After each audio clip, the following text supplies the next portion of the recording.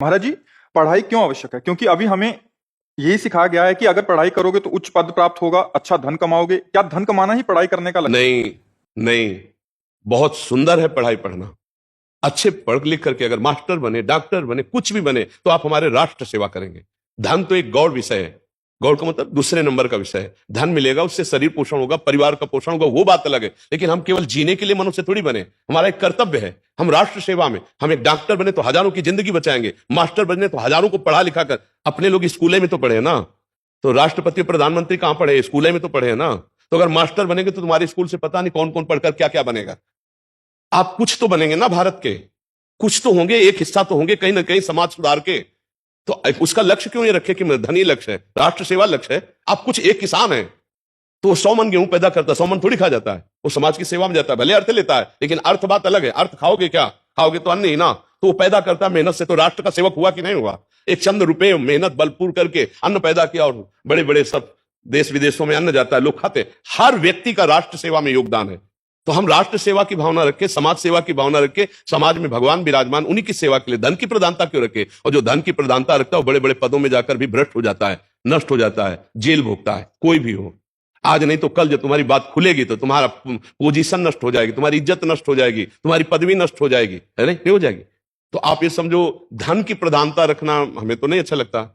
पढ़ लिख करके बड़े बड़े ऑफिसर बनते हैं, हमारे राष्ट्र सेवा में है, प्राणों की बाजी लगा देते हैं। तो धन ही प्रधान हुआ क्या? धन प्रधान होता तो फिर प्राणों की बाजी क्यों लगा देते? तो मुझे लगता है धन की प्रधानता नहीं रखनी चाहिए, कर्तव्य की प्रधानता रखनी चाहिए। धन तो मिलेगा ही, धन तो मिलेगा ही, परिवार कैसे चलेगा, शरीर का पोषण कैसे होगा? तो उचित धन तो मिल ही रहा है। लेकिन हम बेईमानी, अधर्म पूर्वक धन कमाने की चेष्टा न करें, अपने कर्तव्य का पालन करने की। कर्तव्य का जो पालन करता है तो ईश्वर उसके चरण चूमता है, और जो ईश्वर के लिए जाता है वो कर्तव्य को खो देता है। जो कर्तव्य को खो देता है वो समाज के लायक नहीं रहता, समाज के लायक, मुंह दिखाने लायक नहीं रहता। जो अपने कर्तव्य से चूक जाता है, नहीं, आप विचार करके देखो, आपको तो सब समाचार सुनने को मिलते हैं। कौन कहां भर्ती हो गया, कौन कहां बंद हो गया, कौन कहां हो गया। क्यों? कर्तव्य से चूक हो गई। आप अपने पद का दुरुपयोग कर दिया, आप कर्तव्य, आज वो संतों की वाणी में कह रहे थे, जो अधर्म पूर्वक धन लेकर के और अधर्म पूर्वक अपने पद का दुरुपयोग करता है, वो कुछ भी कर ले, वो विपत्ति में 6 प्रकार से विपत्ति में फंसा जाता है। आज उसकी चर्चा हुई थी, उसमें अगर जो सत्संग सुबह सुने होंगे तो उसमें चर्चा थी। तो हम धन की प्रधानता रखने में बिल्कुल हार जाएंगे, बिल्कुल हार जाएंगे। जो धन की प्रधानता के लिए नौकरी करता है, धन की प्रधानता के लिए पद, वो कर्तव्य का पालन नहीं कर सकता, वो चूक कर देगा। 2 आदमी आए, उसमें एक गलत है, एक सही है। जो गलत है, धन की प्रधानता यदि आप रखते हैं तो आपको 10 लाख रुपया देगा, वो कहेगा हमको छोड़ दो, उसको बंद। आप ऐसा कर दोगे, जब आप ऐसा कर दोगे तो आप गलत हो गए।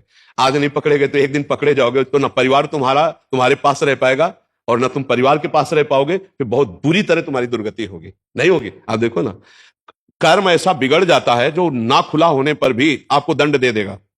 कोई चूक है, कोई कर्म है जो हमको दंड देता है। इसलिए हमको बहुत धन की प्रधानता नहीं रखनी, हमें धर्म की प्रधानता, कर्तव्य की प्रधानता रखनी। तो नमक रोटी खाओगे तो भी चौड़ी छाती करके आप समाज में जियोगे, और अगर रबड़ी रसगुल्ला खाने के चक्कर में पड़ोगे तो 1-2 बार में कहीं ना कहीं पकड़े जाओगे, फिर वो ठीक नहीं है। तो धन की प्रधानता क्यों रखे भाई? क्यों? आप बताइए ना। आप प्रश्न करता है, हम कह रहे धन की प्रधानता के लिए हम क्यों ऐसा लक्ष्य रखें कि हमारी पढ़ाई लिखाई का उद्देश्य धन? तो देखो ना, पढ़ाई लिखाई करके बहुत ग्रेजुएट होते हैं और अपराध के द्वारा धन कमा रहे हैं, अपराध कर रहे हैं, दूसरों के धन का अपहरण कर रहे हैं। बहुत वो देश सेवा में लगा देते, वही माइंड आप दूसरों की रक्षा में लगा देते तो कितने। तो हमें लगता है धन प्रधानता रखने से हमसे चूक हो जाएगी, हमारी पढ़ाई बेकार चली जाएगी, हमारा सब कुछ नष्ट हो सकता है। हम राष्ट्र की, समाज की सेवा की प्रधानता रखें, धन की नहीं। क्यों? हाँ, समाज की प्रधानता, ये समाज भगवान का स्वरूप है। धन तो मिलेगा ही मिलेगा भाई। हमारी सरकार नहीं दे रही क्या? उचित भरण पोषण की व्यवस्था सरकार भी कर रही, और कुछ कुल परंपरा से सबके कुछ न कुछ खान पान की व्यवस्था, खेती की भी होती है। तो हम समाज सेवा करें, राष्ट्र सेवा करें, जिससे भगवान प्रसन्न हो जाए, धर्म की रक्षा हो, हमारा राष्ट्र समृद्ध हो। तो हम भी उसी में तो हैं, हम भी सुखी रहेंगे। और ऐसा क्या कि इकट्ठे हमने ऐसी गलती कर दी कि सब नष्ट भ्रष्ट हो गया। परिवार वाले पढ़ा लिखा कर गर्व करते हैं कि हमारा बच्चा अमुक जगह है, और जब बच्चा से गलती हो जाती है तो ये बोलना मुश्किल हो जाता है कि हमारा बच्चा अमुक जगह था। रिश्ते नाते परिवार सबके मतलब चेहरे उदास हो जाते हैं, और वो उसका स्वयं जीवन संकटपूर्ण फंस जाता है। इसलिए बहुत धन की प्रधानता ना रखा जाए, धन तो मिलेगा ही, अपने कर्तव्य की प्रधानता रखी जाए। समाज सेवा, राष्ट्र सेवा, धर्म पूर्वक कर्तव्य का पालन, तो समाज सुखी हो जाए। ठीक है ना भाई? हाँ, ये नौजवान सब भाई इस बात पर ध्यान दे, धन का महत्व रखने से हानि हो जाएगी। धन का महत्व है ना, तो ना जीव का महत्व रह गया, ना समाज का।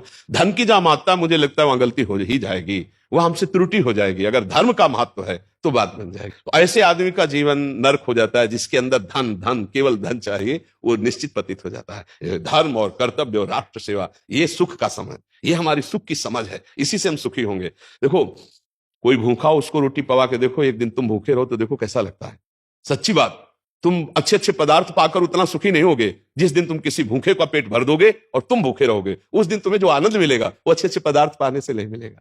इसलिए बहुत पर उपकार, परहित सरिस धर्म नहीं भाई, ये सब भगवान के स्वरूप है। जिसको जो कर्तव्य मिले अपने कर्तव्य का पालन करो, भगवान प्रसन्न हो जाएंगे। तो सबसे बड़ा धन है संतोष धन। हृदय में चैन है, शांति है, संतोष है, आप सुखी हो। संतोष नहीं तो अरबों रुपया तो भी कुछ नहीं, कुछ नहीं है। रुपये का बहुत बुरी तरह नाश है, बहुत बुरी तरह नाश। अगर बुद्धि नहीं है, ठीक से दिमाग नहीं काम कर रहा है, तो रुपये के लिए अपना नाश, और रुपया आ भी गया तो बहुत बुरी तरह नाश। अगर हम ये ध्यान दें कि हमारे भारत में कितने ऐसे गरीब लोग हैं जिनको चैन से भोजन भी नहीं मिलता है। धन का सदुपयोग ये है कि हमारे कितने गांवों में ऐसे गरीब भाई हैं जिनको मिर्च और रोटी पेट भरने के लिए नहीं। आप सच्ची मानना, अगर हमारे भारत का धन भारत में ही रहे और भारतीय ऐसे नागरिकों को जाए तो वो आशीर्वाद देते कि बेटा और बहू तुम्हारे सुखी रहे। तो हमारी तो बात थोड़ा कम अच्छी लगी।